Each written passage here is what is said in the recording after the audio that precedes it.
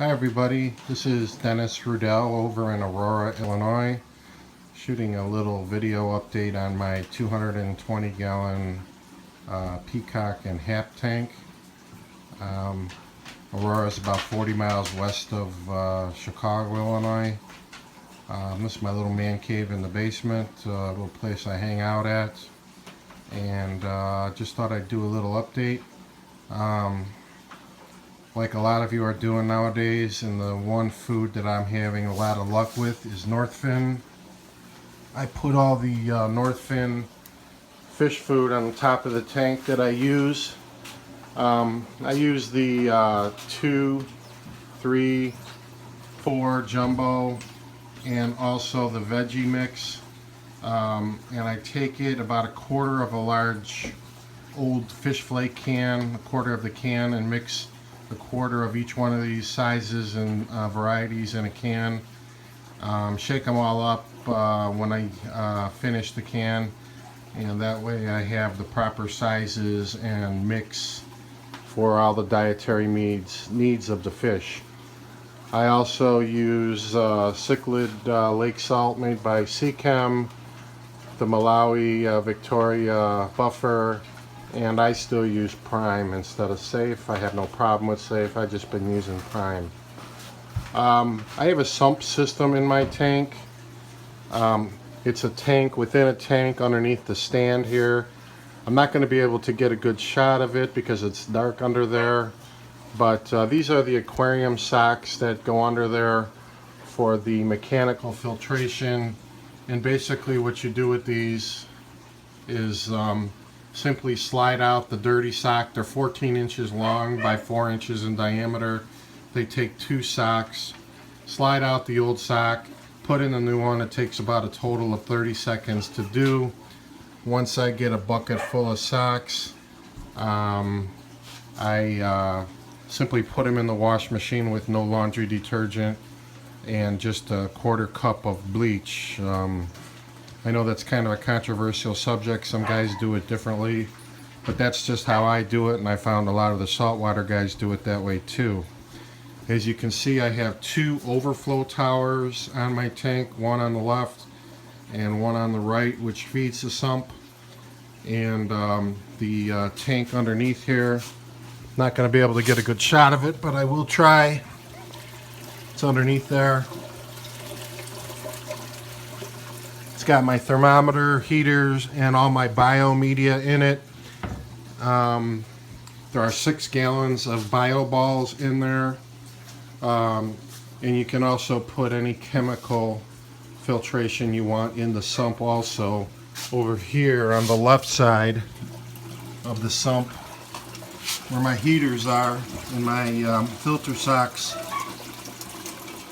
And also wanted to bring to your attention, I do have a phosphate reactor with a separate pump. The well water that I get from my home here, I don't have city water, I have well water. I seem to have high phosphates right out of the tap. So I found that by adding a phosphate reactor and borrowing an idea from the saltwater guys, I was able to greatly reduce the amount of brown algae that I have in my tank.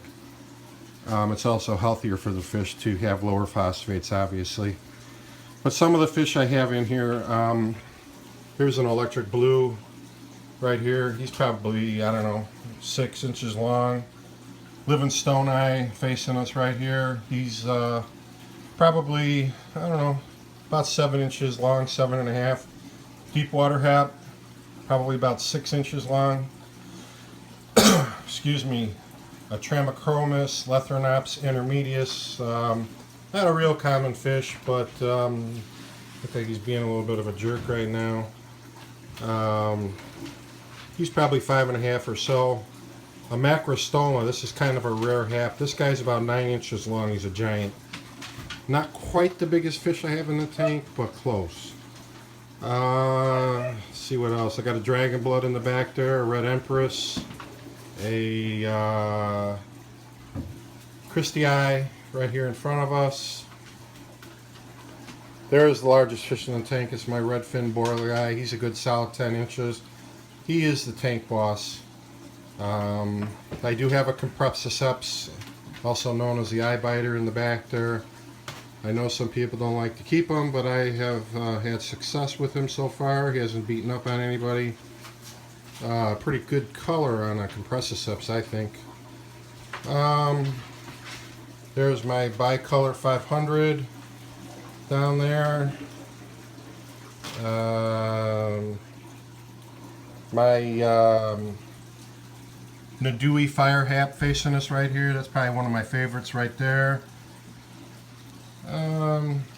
What else? I have a Eureka red at the top here looking for some food.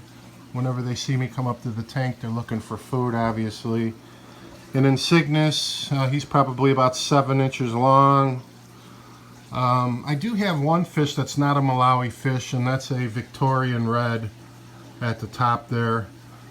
Kind of a long story on how I got him, but that's the only fish I have that is not from Lake Malawi. Bluefin morii, also known as a dolphin.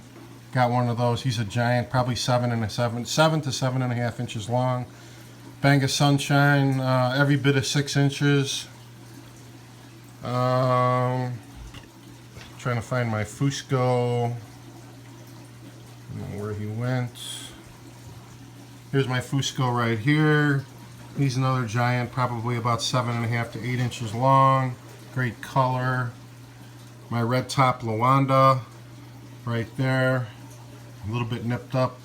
Gets into it a little bit with the Lethrinops intermedius. Chases him around. And trying to see what I left out here. Oh, my Lemon Jake. Lemon Jake over here. My Rubescence, I'm sorry. Sometimes I have trouble pronouncing that. Have a couple females in here. This one I'm not sure what it is. Oh, I do have a blue orchid peacock right here. Kind of a subdominant male. I also have a female blue orchid in here. Trying to bring out some color in him. And my smallest fish in the tank, which is probably about 4 inches of Venustus.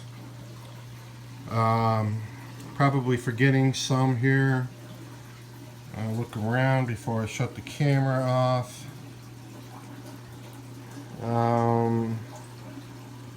OB Peacock, getting ready to maybe pull him because he's being a jerk and he's been beating up on my German Red, which I haven't pointed out to you yet because I haven't seen him. I may have to rehome him for just a short time, let him cool off for a while over here in another tank that I don't talk very much about, and that is my 100-gallon Mabuna tank right here. Take a backup shot to that. I like Mabunas, I get into them, but I kind of take pride and joy in my hap and peacock tank. And sometimes I just use this as kind of a place to for a fish that's been a bully, to let them time out for a while and then reintroduce them a little bit later. Seems to work out for me. This female Red Empress is currently holding right now. The male Red Empress right here is constantly wanting to spawn. I only have one female in there. It wasn't something I was trying to do, just turned out that way. Oh, and here's one right here, a hap that you don't hear a lot about. It is a Lethrinops oculatus. He's a good 6 inches long, kind of a blue-green color. But other than that, if tank is pretty plain as far as decor, just some rock, some Carib Sea sand. I do water changes on it every weekend, usually around 40%. Use a python out to the sink with a 50-foot hose. And that's about it. Oh, I forgot to point out that I do have a Fluval FX6 that I also run on the tank. And it's just kind of an extra filtration. And on my sump system, I have a 1600 gallon per hour pump on it.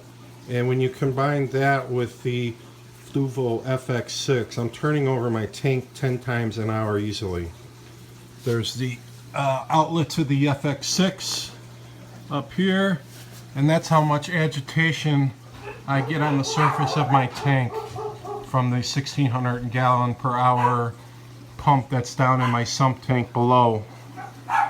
So if you have any questions, comments, anything you want to know about my tank, please go ahead and comment below. Really appreciate you taking the time to watch my video. Thank you.